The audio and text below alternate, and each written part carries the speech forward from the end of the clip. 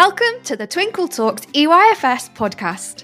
Working in the early years is busy, funny, messy, and exhausting. Join me, Shana, some of the Twinkl EYFS team, special guest speakers, and other early years practitioners as we talk honestly about our experiences. Whether you're listening for CPD, on your commute, or to help you relax, Twinkl EYFS will share everything you need to know about all things early years.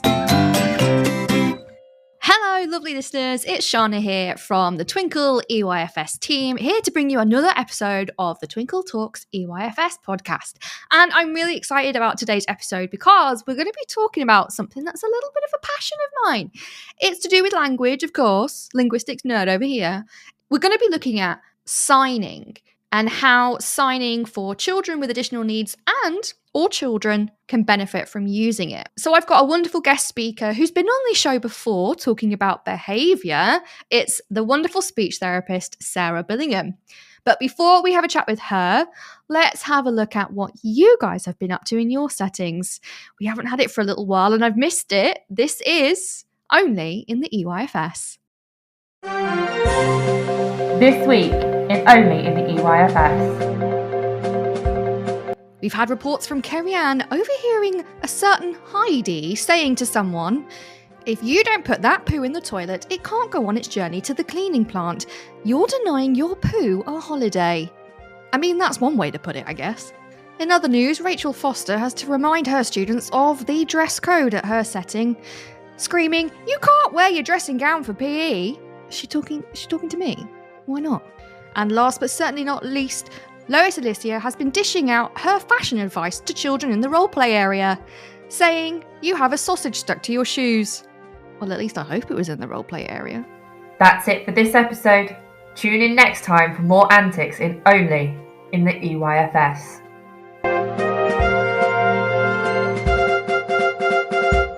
Okay, great. Let's crack on and have a listen to what Sarah has to say about why signing is a really good tool to use in our earlier settings.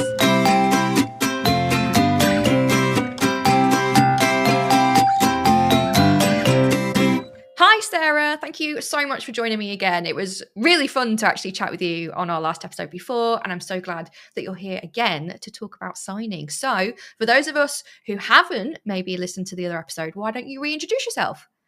Hi, I'm Sarah. I am a specialist speech and language teacher, and my focus is really on supporting early communication. So helping young children to acquire attention skills, listening skills, and of course language skills so that they can access all of the wonderful things that we're doing in our earlier environments.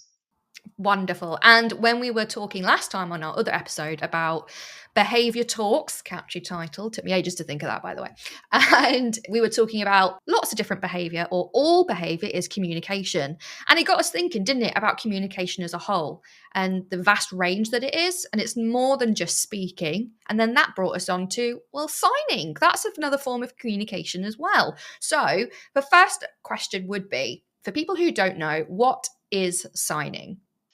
So signing is essentially using gestures and hand shapes to represent elements of language, whether that's individual words, phrases, little elements of grammar, but we're using our hands to represent and support our language and communication.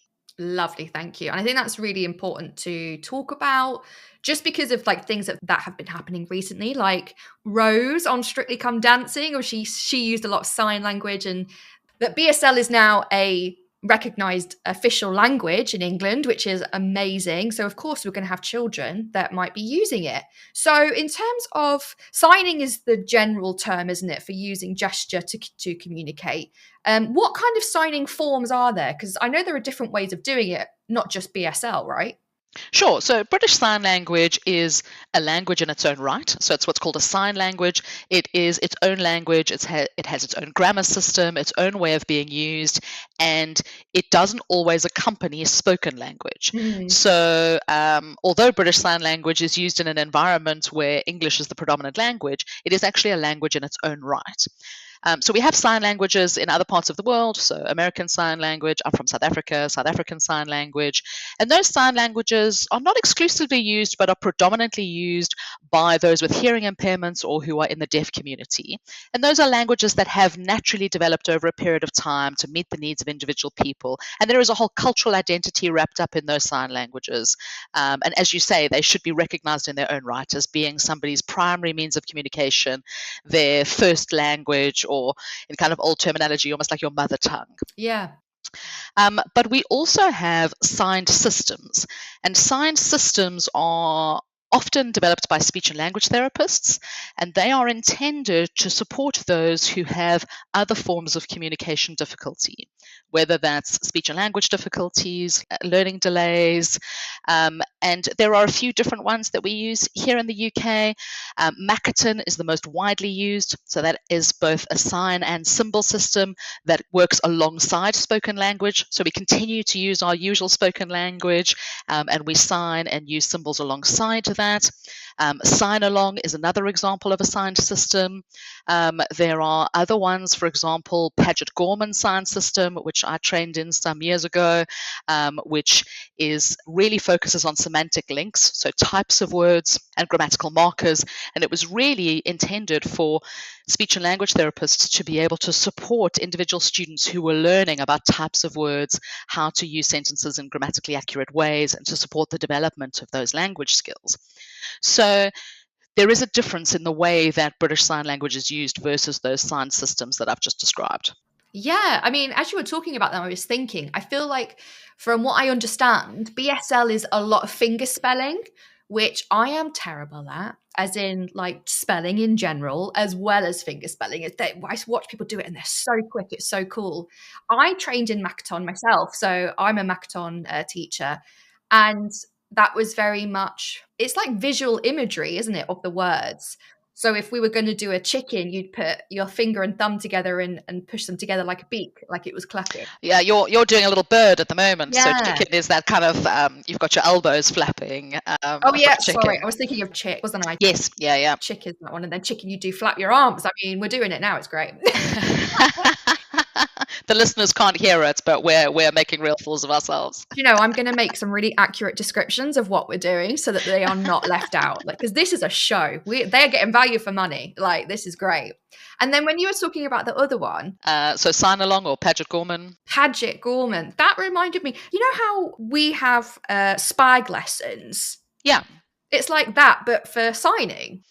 Yeah, so Paget-Gorman could be used in conversation, and in some learning environments it has been. So there are some speech and language specialist schools where Paget-Gorman would have been used throughout that school environment. But it would often have been used in individual speech and language sessions where you were working on something like pronouns or time concepts, like, learning the difference between yesterday, today, and tomorrow, and having a sign to sort of show that specifically, or working on tenses, being able to have a visual clue to remind you of the difference between go, going, and went. That those are different words. Some of them are past, present, and future. It's kind of thing. Which is amazing, because I don't know why, but until you just said that, it didn't even enter my head that, of course, people who use sign language have to also have grammar lessons. Like, why did that not enter my head? Of course they do. Like, oh yeah, how do they interact in a grammar lesson or a SPAG lesson? Like that. That is really interesting. Thank you. So I think my next question would be then, is it only deaf children that can use sign language or these kind of systems? So I think not at all, because what signing essentially does, particularly the sign systems that are used alongside spoken language, Makaton being one of them, is that it supports the natural development of our language skills. Because even if we watch, babies and toddlers as they're developing language, we start with gesture. We start by reaching for things, pointing to things, and gesturing first. Then we use a vocalization, so a sound or a word alongside that gesture. And then as our use of spoken words increases, we don't use as much gesture, but we still actually talk with our hands and give a bit of context and meaning with that. So when we're signing, what we're doing is giving additional support on the gesture side of things, which supports that natural pattern of language development. It gives children something to look at, so they're getting not only the auditory information from what you've said, but they're getting a visual representation of the word. And a lot of signs are designed to look like the thing you're talking about. So it's giving you that extra piece of information. So you can hear it and you can see it. Great for capturing the attention of young children as well. So I don't think that signing is just for those who are having communication difficulties. I think it's great for learning new vocabulary, because if we're adding visual and kinesthetic elements to our vocab, it helps us to store the word correctly in our lexicon, which is our little filing cabinet of words in our minds. We store it in the right place, in the right section. We remember it better, and we can retrieve it more easily if we have a lot of information about the word at the time that we're learning it. So it's great for that purpose. It's also great because for all of us, not only for children, but we do see this particularly with young children, wherever your language development is at, if you are feeling worked up or you're upset or you're a bit dysregulated, your language skills drop off. Oh, yeah. And so you are more likely to be able to gesture or sign to show somebody what you want or need in those moments of emotional overwhelm than you are to be able to say it. It's really interesting, actually. You've picked up on loads of points. In terms of, who can use sign language, there's just so many different groups of individuals that would benefit, wouldn't it? It's like you say, it's not only children from the deaf community, but it could be perhaps non-verbal children. There's nothing wrong with their hearing at all. It's just that they find using their voice a challenge, and so they've got another way to communicate with sign language. It could support perhaps things like children with learning needs, like, again, giving them that other way to process information, because sometimes it's not about speaking, is it? It's actually about processing the information that's being given to them. So perhaps using gestures, using sign language helps a child understand an instruction, for example. Or it just could be for children, like you say, in general. I mean, how long does it take to learn a first language? A good first 5 years of a child's life, whether they've got additional needs or not, it's still learning something completely new. So if we differentiate in our maths activities by giving physical resources, visual resources, and stuff like that, then of course, why would we not do that for our own language? We would use our voice, we would use pictures and symbols, and we would use gesture, like Makaton. Signing, especially in Makaton, is not the absence of voice. No. It's an addition to voice. Yeah, absolutely. Which is really important. And I think, whenever we're teaching children something like, songs for a little showcase or those sorts of things, we always accompany that with actions. Yeah. And we do that for a couple of reasons. The first is because it's just jolly good fun. It's cute. But secondly, because it helps us to remember it. Yeah. And signing works on that same principle. If you are adding a specific action or gesture when you're saying that word, it helps the child to understand it, it helps them to remember it, and they're more likely to then be able to use it themselves. This is it. Like, I'm thinking of all the things I forget if someone tells me to do something. But can I remember the dance from The Parent Trap with Lindsay Lohan when they do the slap, and they slap their hands and they swap play? Do I remember every step? Yes, I do. Yes, I do. Do I know what I had for breakfast yesterday? No, I don't. No, I haven't got a clue. But it's that act of engaging different parts of your body, isn't it? And there is something to be said about muscle memory, I think, as well. And that really, it's just connecting different neuro pathways. If that's the correct term, it's probably not. Yeah, absolutely. There's actually a study that shows that link between gesture and spoken language, that the gesture will trigger that word. So for children who have word finding difficulties, so that moment where you've got that word on the tip of your tongue and you can't quite remember what the word is, you've learned the word, but you just can't quite find it in that moment. Actually, if you do the gesture, that can trigger the spoken word in your memory. So you're right, those neural pathways are connected. I'm not even going to lie. I have a genuine experience of this, right? So I might be the only one, but I will, when you lose something in the house, right? Say I've lost a pair of scissors because I've got like a sewing machine and I like to make things with fabric. I've lost my scissors, right? To help me find them, do you know what I do? I mime scissors. I use my fingers. I use 2 fingers and I push them up and down like I've got scissors. And you know what's really weird? I then remember where they are. Yeah. I didn't sometimes people go around saying the word, don't they? And they're like, oh, scissors, scissors, scissors. For me, I've got to, or if I'm missing, what would that even be? I do that. What is it for? Stapler, hole punch. Yes, it's either a stapler or a hole punch. If I'm missing it, I go round clapping my hands together and then all of a sudden it comes to me and I know where it is. Like, I don't know, maybe I'm the only one there, but this is proof that, gesture is helpful for everybody, I think. Yeah, and gesture's actually quite universal. So, if you're in a busy environment, like the pub, that gesture for "can you get me a drink" is absolutely universal. Or like, "oh, do you want a drink?" Or, nobody doesn't know what that means when somebody looks at you and does that kind of knocking a drink back gesture.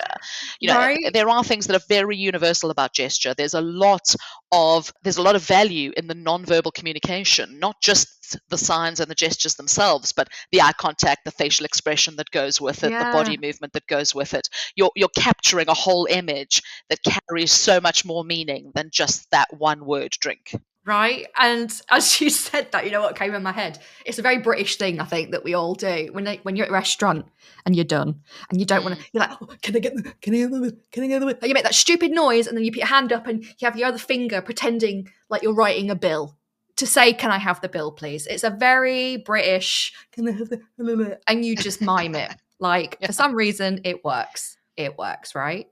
Yeah, absolutely. So we've obviously seen loads of benefits in terms of using signing and sign language for communication needs, but what other benefits are there to using signing? So, of course, if we're supporting somebody's communication, that will open up other opportunities. So, if we're able to communicate with somebody, that helps with things like being able to build relationships with other people. Communication obviously allows somebody to advocate for themselves, to ask for the things that they need. Those sorts of things are important. And as I mentioned, that ability to kind of remember and store vocabulary is an important element of it. But also, as our children are sort of moving through their early years and, into the sort of primary school phases, signing is also useful for things like that transition into reading and writing. Thinking about, okay, I'm learning some new words I'm going to need to remember to look out for in my book, and having a gesture or a sign that goes with that will help with that process as well. So there are some phonics programs which will have specific gestures that go along with the phonics sounds. The same thing is true of sort of reading other words. And us being able to kind of cue children into that. So there are some literacy benefits as well as some language benefits. Yeah. And like you were saying, in terms of just thinking about the holistic side of things, just being an inclusive environment and making sure that, like you say, everyone has an opportunity to be heard and have a voice. It builds that confidence in themselves. It builds independence, because they'll still be able to access, things that other children can. But also from the flip side, in terms of benefits of people who not necessarily need to use signing, but do anyway, like that's just being an inclusive and diverse community and teaching children about that, yes, other people are different. And that's great. And look what we can learn from other people by just, expanding our horizons and learning some signs, a couple of times a week, so that we make sure that everybody can be involved. Absolutely. I think, as I said, it's something that opens up other opportunities, but also it teaches children about adapting communication. So we think in older children, we will talk about, the way you speak to the head teacher when you're explaining what happened on the playground might look quite different to the way you're explaining it to a friend. And we adapt the communication that we use in those situations. But also it's teaching children from a young age that we are adapting our communication to make sure that we're supporting our communication partner, the person that we're trying to engage with. So if a child is speaking with a younger sibling, for example, they might need to use shorter sentences and simpler language. And the same might be true if they're wanting to have an interaction with a friend who's struggling with their language development. They might need to be adapting that. And I think that that's a really important life skill. So 10% of people will have a long-term and persistent difficulty with communication. So if we're even just thinking about preparing our children for adult life, if I'm being really ambitious for my daughters and I'm like, right, they're going to be doctors when they're grown up, actually coming into their surgeries and, into their doctor's appointments are going to be people who need support with their communication. And they, as a professional in that context, will need to adapt their communication to support the individual needs of that person. Or if they're working in a shop, they're going to need to adapt their communication to meet the needs of the customers who are coming into the shop. And I think learning from an early age, not just how to communicate to support yourself, but also thinking about how you change your communication for different audiences is also an important element. Yeah, so many good points. And actually, on that point about young children, we're going to go like really young now to babies. So, baby signing is you've watched Meet the Fockers, right? Baby signing. Don't tell me you've not Yes. watched it. Okay, you Yes, have. absolutely. I haven't actually seen the whole movie, but I've seen that section of the movie. Exactly right. So, and that's really funny to me. And that was my first experience of baby signing. And of course, now it's really popular. So, what is it, and what makes it different from other signing systems? So baby signing as a sort of description actually is a bit of a catch-all. So there will be different baby signing groups or books or videos that will use different sign systems. So some baby signing lessons or baby signing classes will use British Sign Language, some will use Makaton, some will use, other gestures. So if you are signing up for that sort of thing, make sure you check which one you're using, because something that's very confusing is if you're teaching a child 10 signs from one sign system and then another 10 signs from another sign system, and you're muddling those together, that's actually quite confusing. So make sure you're sort of clear on which sign system you're teaching. Yeah. But the idea of baby signing is essentially to support the communication of very young children. And there are some people who will start signing with their babies almost from birth and introducing some key signs for things like milk, sleep, those sorts of things. And the idea is to really support that early communication. And part of the reason that baby signing is effective is not only because we're teaching the children the signs themselves, but it's actually because when we are signing, we become the very best communication partners. We give our children amazing eye contact and facial expression. We really watch and wait for their response and engage with that.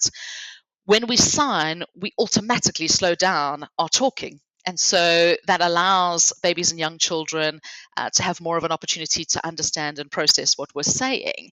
So one of the interesting things about baby signing is that the benefits are actually around all of those elements of communication and not just the signs themselves, because using signing in those early interactions encourages all of those things. Wow, that's really cool. I love that, because I've got a couple of friends who've recently had babies, and some of them are starting to do baby signing as well. And it's just amazing watching their baby's face, watch their mum or dad like do the signs, and their eyes are like, what are you doing? But they are so focused on it, and it's really lovely to see. So, and then when you start to see the baby using it, and you're like, oh my God, they're so clever. Oh my gosh, that's so well done.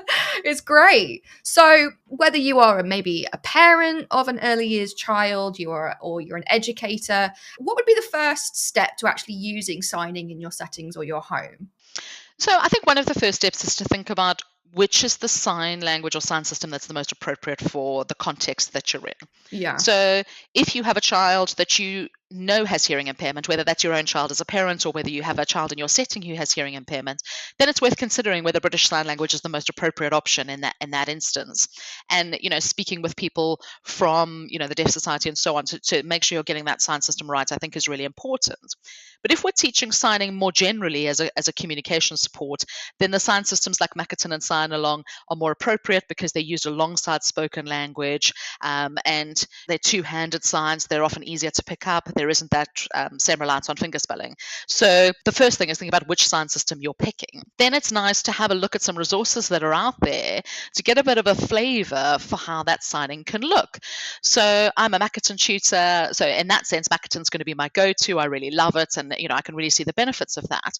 And we see Makaton out in the wider world in things like Something Special, the BBC series, with our friends Justin and Mr. Tumble, where they are using Makaton signing throughout those episodes. I think that's a nice way to start to kind of see how signing can be used. Singing Hands are brilliant.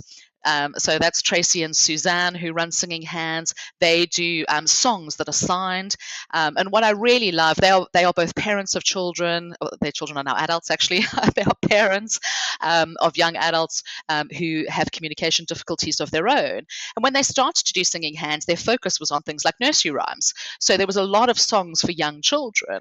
But as their children have grown and gone through adolescence and moving into adulthood, they've started to really expand the repertoire of songs songs that they're signing, so that there's loads of great pop songs and things like that. So you've got kind of songs for all ages, which is fabulous. And what's great about Tracy and Suzanne is they are both Makaton tutors, so we know that the quality of the signing and their interpretation of which signs should be used in those songs have been very carefully thought about. They are now ambassadors for the charity as well, which is just fabulous. But my point is, I know that those are reliable videos for me to go and have a look at, because there are also going to be lots of videos shared on the internet by people who are signing enthusiasts who, the videos are great and, I love to see them, but they're not necessarily ones that I want to copy to learn. I want to make sure that I'm going back to those reliable sources. Yeah. So I would probably start by exploring some of those resources. And if I think, I'm really enjoying this, my child is really enjoying this, the setting's really interested in this, then I would look towards formal training. So, can we engage in a parents group that's learning to use signing? If you're in a setting, can we get somebody in that can teach us some signing formally? But I would start informally, see if we like it, and then I would go for something more formal. Yeah. I mean, I think it's really exciting to look at all of these things that are already out there. Mr. Tumble is just like, a celebrity in the early years world, isn't he? And then, He is, the signs are all amazing. And then recently in the Super Bowl, like even for older children or adults, in the Super Bowl, when Rihanna did her halftime show, the most famous story was her BSL interpreter, because she was getting down. She was signing, but she was properly into it. So I think it's also breaking that stigma, isn't it? Of, it's harder to express yourself in that. It is not, because if you go back and watch the interpreter for Rihanna's halftime show, she is emotive. She is great. Like, I love watching that. Yeah. So, if you've got social media and things, go and have a look at them. Go and see. I know, like you say, get the accredited and get it formally, of course, but look at how other people are using it as well. Because I remember when I was first learning about Makaton and signing and things like that, President Obama had just come into office. And there was no sign for Obama before because, people didn't really need to know who he was. And then all of a sudden, we've got a president called Obama. And I watched this documentary about how a group in America who were using ASL just made up their own sign for him so that they could communicate about what's going on. So I think it's also really important to keep on top of, what's going on in the world, because new words are going to be added all the time, which is super exciting as well. It is. And that same thing happens in the English language. Every year new things are added to the Oxford Dictionary. Exactly the same thing happens with signing, that new signs are developed to capture phrases that are new in culture, to capture slang, but also to capture recent events. So it is an ever evolving language, as any other language would be. It's so exciting, isn't it? I love it. If we're going to be doing it in our homes or in our settings, what kind of activities would it look like? What would you expect to see if we're learning about signing at home or in our settings? I think that's a really brilliant question. And I think that there are absolutely specific activities that you can do, particularly if you're in a setting. But my first tip is think about what are the things your child is most interested in and is most likely to want to ask for. And I would start with those 5 or 10 things that your child is most interested in and embedding those signs into your everyday communications about those things, whether it's, that they regularly ask for something to eat or something to drink. Or I always joke when I deliver courses about, if we were doing signing for George Pig from Peppa Pig, the sign dinosaur is going to be in your top 10. There's no ways that we're going to teach him to sign if dinosaurs not in the top 10. Yeah. So, you're really focusing on what is your child interested in, because I might be interested in all sorts of other things and focus on those words, but actually what's most meaningful for the children are the things that are important in their lives. So it's starting with those 5 or 10 things that they're most interested in and introducing that sign every time you say that word. And just whenever you're talking about those things, signing that sign alongside it and just embedding it into your daily conversations. So you're not looking to find extra time or prepare resources or anything like that. It's just about tagging that into those daily communications. If you're in a setting, that needs a little bit more planning, because what you want is some cohesion between what different staff are doing. And that's where introducing things like having a sign of the week can be really useful. That's what I did, yeah. Again, you want those signs to be things that are really functional and useful for the kids, though. So there's always the risk that we land up in the 18 to 24 month group introducing the sign for grow, well, actually, let's get the basics before we. Yeah. Or we're doing grow because it's spring, and I can see the curriculum link there and why people would choose that. But actually, let's make sure we're getting our ability to ask for the things that we need first. So, what are the things that kids are most interested in? What are they most likely to need to say? And introduce those as your sign of the week. Share that with everyone, all of the team members, so that the staff are all using it to model for the kids. Share it with the parents and carers, so that the children are seeing it in the home environment and in the setting. And that's where you're going to get that traction going. Yeah, definitely. It's bringing back memories, actually, of when I was a reception teacher and we did the sign of the week as well. And I'd always start with things like hello, snack time was a big one, signing different foods. And again, it's those basic needs. It's like toilet, help, sad, because a lot of children, especially in my nursery classes, if there was a problem or someone had made them upset or they weren't happy, they would verbally shut down. And it would be too difficult to tell me what was wrong. So then I would use signing so that they could sign sad, angry, something has obviously happened, and they'd have a different way of telling me. And the way I would deliver them, like you say, they don't have to be like specific lessons. We would just have like a circle time at snack time. I'd be like, oh, look, there's a sign of the week. Oh, apple, we've all got apples. Should we sign apple as we ask for an apple, and things like that. And they really enjoyed it. And we would put it on the website as well so that parents could do it at home. And Twinkl on the website, they've got loads of BSL resources and they've got loads of signing resources. I remember we did for one of the Christmas carols, and it was probably both actually, nursery and reception. We learned a BSL Christmas song. Oh, yeah. And that was so lovely. And the kids enjoyed, doing the actions for present. They'll always remember present because, they love gifts, don't they? So they'll be signing that for the rest of their lives, which is hilarious. And yeah, I think we did at least one song each in BSL for a Christmas concert, which was really sweet. So we loved that. Yeah, I also love a video dictionary. So the Makaton charity have their own one as part of the Makaton Hub, where you can look up signs and you'll find a video of one of the senior tutors signing the sign. But there's also a kind of freely available British Sign Language video dictionary. Oh. If you just Google BSL video dictionary, it comes up, and then you can type in any word. And if there is a video of somebody modeling that, then you can see what it looks like. And I absolutely love it. That's brilliant. Like, especially because there's so much to learn. It's like learning a new language, isn't it? You're not going to be able to pick it up straight away, and you are, going to forget things because we're human. But, just Google that. You got someone actually physically showing you how to do it as well. Brilliant. Yeah. I follow Makaton on Instagram and things like that, and they do a sign of the week as well, and they do videos, and they're really good, aren't they? They keep me up to date, which is great. Well, we've learned so much. Thank you. I thought it'd be nice now to end with a little game about signing. Sure. I don't know how this is going to go because obviously it's an audio podcast, not a visual. But again, like I said, I'm going to describe what we can do. It's fine.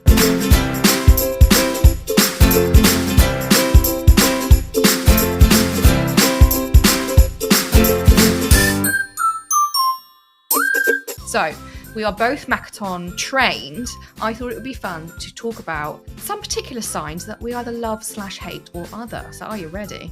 I am ready. Okay, so first one, perhaps maybe a nice easy one. What is your favourite sign? So my favourite signs are the ones where you feel a little bit silly while you're doing it. Always. So those are my favourites, and probably of those, my favourite is monkey, which is essentially, you've got your arms up, kind of scooped at the shoulder, and you're making those monkey actions that you imagine you would see in a cartoon. I absolutely love those sorts of slightly silly signs, but that absolutely capture what you're talking about. The same with things like chicken. Yeah. I really like hippo, which is, it's like a hippo's mouth opening, but it's one fist on top of the other. It's your kind of little hippo mouth. It's a bit like Granny Shark in the Baby Shark song. Yes! Oh, you're so right! It looks like Grandma Shark. Yeah, that's another one of my favorites. But yeah, anything that's slightly silly, I'm really keen on. Me too. See, I was going to say the same thing. My favorite signs are the animal signs. And especially like the way I would teach the animal signs is we'd sing Old MacDonald. Yeah. And so then we yeah. sign for each that. But my favourite one is milk, because you are literally milking an invisible cow, and it's just really funny, like squeezing the udders that are not there. It just gets all the kids giggling, doesn't it? And come on, milk the cow, and it's really funny. Yeah, and because signing's so literal, that's part of the sort of humor of it, is you'll end up in this situation where you're doing something silly in what should be a kind of deadpan situation. Yeah, it's great. It's like, you want some milk? Go on then, squeeze the milk. That's the sign for milk. Do it. It's great. It's great. Okay, so slightly linked to that, what do you think the funniest sign is? So the sign that I find the funniest is because I'm often teaching adults who are supporting children, so parents and early years practitioners and people who work in schools and hospitals and things like that, to sign. And the one I find funniest when I'm delivering my workshops is the sign for ice cream. And the sign for ice cream is that you imagine you're holding an ice cream cone and you say ice cream, but then you do a licking action twice. It's so hard. And everybody sort of pauses and tries to figure out when to do the licking. Yeah. Do I lick first and then I say ice cream? Do I try and say ice cream while licking, which just kind of goes like ice cream, like it doesn't sort of work, and then like am I trying to lick after I've said ice cream, or people will do the licks and not say the word, like it just creates its own like little comedy moments, I guess. So that for me is the funniest, because I'm in a room where I'm trying to teach 10 people and they're all doing something different. It's the kids as well, because they're trying to say the word, but even though it's not there, they really want to lick the ice cream, so they get and there's also that sort of head, funny. You only need to lick, but some people will sort of put the whole head action into the licking, and it just it's so great. Something about that I found quite funny. See, I get it. Mine's food related as well. I don't know why I find the food ones really funny, but I find salad funny. Yeah, I think salad's funny too, because so the sign for salad is kind of, you've got two kind of spread hands and you're sort of like tossing a salad. Who does that? Do you toss your salad that way, Sarah? With your hand in? I don't. And then you see the kids in the role play area forgetting the spoons, get rid of the spoons, and they've got all the pretend salad, and they just chuck it and it just goes everywhere. Yeah. It's so funny. My final one, I am quite passionate about this one. We say, especially in Macton, there are loads of signs that, again, are quite visually, they link to whatever you're talking about. There are some signs that don't. So what is a sign for you that just doesn't make sense? There's a few signs that on the surface of them don't make any sense. So you think like, why would I be doing that? Yeah. And one of them for me is the sign for school. So I've been signing for a long time, certainly more than 15 years, and I've been teaching for about 10 years. And, all of this time I've been teaching the sign for school and just thinking, what is that all about? So with school, you've essentially got like a flat palm with your fingers together in front of your face, and you make like a little circle over your mouth with your kind of whole hand.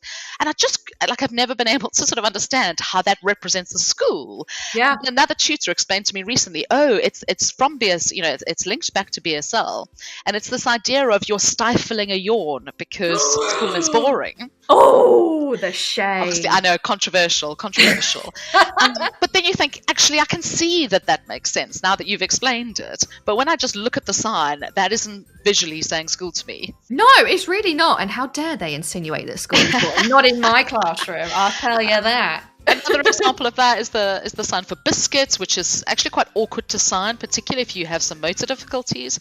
So your non-dominant hand kind of lays on your chest, and then you have a claw sort of shape with your other hand that taps just above your elbow. I haven't described that very well at all. Do look up the sign for biscuit if you haven't seen it before. And people think like, what on earth has that got to do with a biscuit? And the kind of provenance of the sign, the history of the sign, is that it dates back to when sailors were going out on ships, and they were essentially tapping the weevils out of their biscuits before they ate them. So it was kind of representing that tapping motion of, let's get the biscuit in order before we eat them. Which, I hope that you're not having to do when you get a biscuit out of the biscuit. Well, you never know. It is early years. A kid might have been in there and sneakily, you never know what's in there. So yeah, there's a few signs like that where you think, why is that the sign for that? Then also, I really enjoy the backstories. When you do find out and you hear those little backstories, they're quite good fun. Yeah, that was really fun. Like for me, biscuit was my bugbear. I was like, why am I tapping my elbow? It doesn't make any. What's that got to? I don't eat a biscuit from my elbow. But that story is a pretty cool story, actually. I like that, and hopefully, now that I know the backstory, I'll remember it more. And what'll be even more interesting is somebody will listen to this and go, No, that is an absolute version of a story getting changed over generations, and that's not what it's about at all. And if that is the case, tell us. I'd love to hear if someone's like, no, you're not stifling a yawn, it's something that's got nothing to do with that. I would love to hear that as well, because I do think there's a kind of almost like a folklore and around where the signs come from. So yeah, if there's anybody who's like, no, Sarah, you've absolutely lost the plot there, do tell us. That is such a good idea. I'm going to put a post on Facebook and Instagram now and be like, right, tell us your weird signs and where does it come from? I want to hear these backstories. These are great. I love it.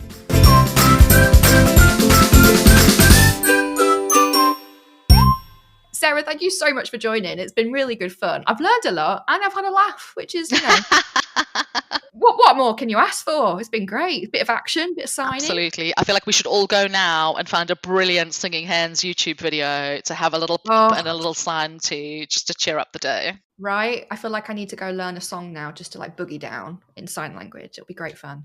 But thank you so much for joining us. It's been great as always. Thank you for having me. You have a great day and we'll see you soon. Bye.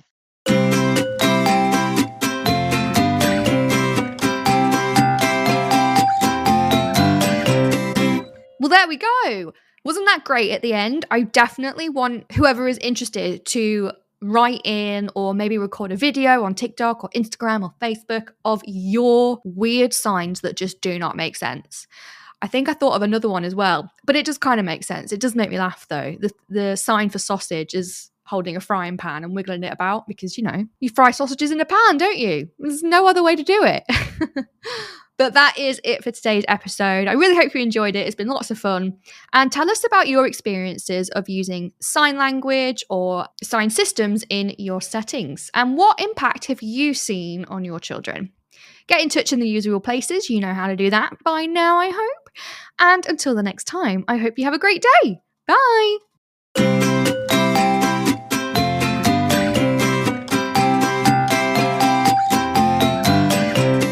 So that's it for today's episode. I hope you really enjoyed it. If you would like to join in or would like to know more, then come and find us on our social media sites.